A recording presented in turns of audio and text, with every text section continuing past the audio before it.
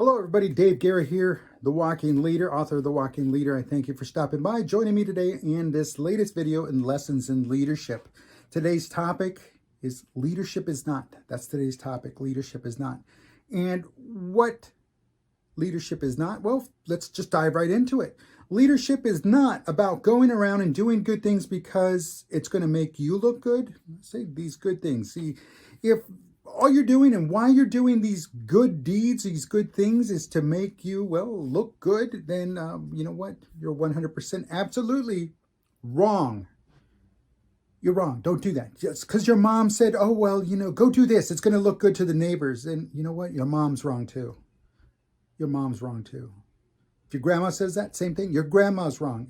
Especially when it's to look good in front of others, to make her look good, to make you look good in front of others. Then why are you doing these good things? Oh, well, so-and-so volunteers and he does this and he does that. And it's like, but is that why he does it? So he or she can volunteer to look good in front of others? No. See, doing good things should be done with the expectation. When you do good things and you really, truly from your heart, your conscience, your ethics, your morals says, I want to do these good things, then you should be doing them with the expectation of no recognition whatsoever. Now, if you have to have an entourage of paparazzi all around you to do this one good deed, then you're still wrong. Yes, the good deed got done, but at what price, at what cost, and at whose cost? So again, doing good things should be done with the understanding, when you do them, do it with the understanding that no one is watching. Do it with the understanding that no one's going to be watching you and everyone else but you is going to benefit from that good deed. Leadership is not about being one of the cool kids, okay? See, the cool kids are long gone.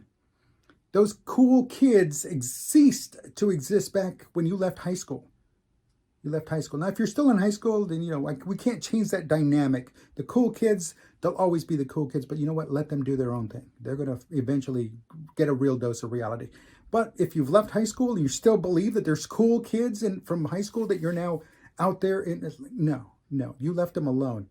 And if you're in your 20s, your 30s, your 40s, your 50s, 60s, and you're still hanging around your high school buddies, then how much have you grown? How much have you progressed? And is it all because you still want to be one of the cool kids? Good question.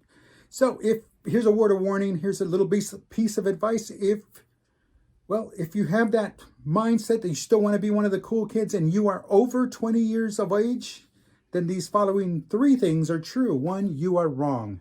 2, you still have a lot of growing up to do. And 3, you will never be that cool. You'll never be at that level because, again, your mindset, no, you time to shift that.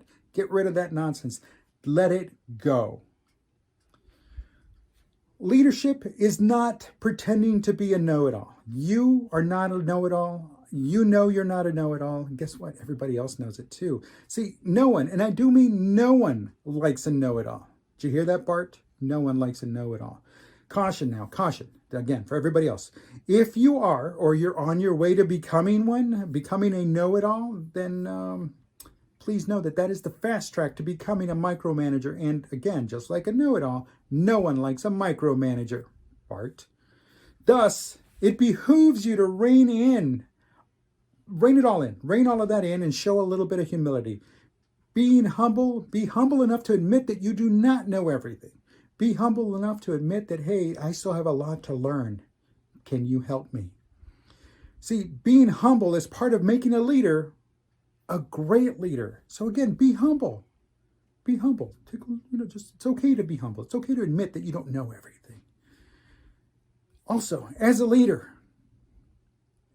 is not about doing it all yourself. No, leaders have a team. Leaders have a team. And if you took the time to put together that team, then why are you trying to do everything by yourself? No, leadership is not about doing everything all by yourself. No. Because it won't get done if I don't do it. Then why did you assemble a team? Why is there a team? See, you built a team together because you knew that they would help everyone, yourself and every member in that team, to achieve success, to achieve those goals, to reach and successfully complete that mission.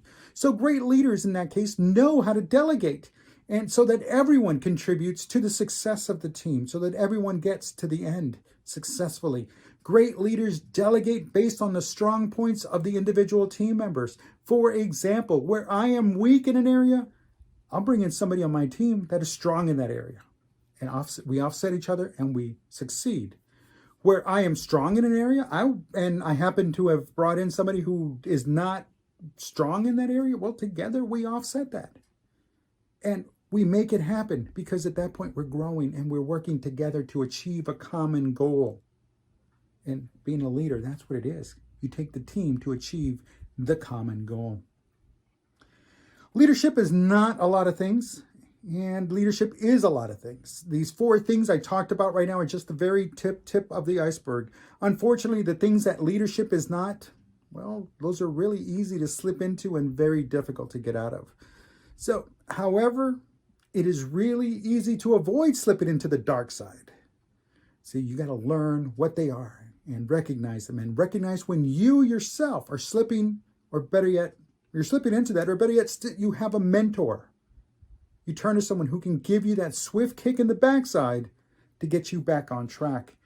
And for that, I want to say thank you, Staff Sergeant Ronnie Williams, for doing that to me all those years ago, getting me back on track, showing a little humility and understanding that being humble goes a long way.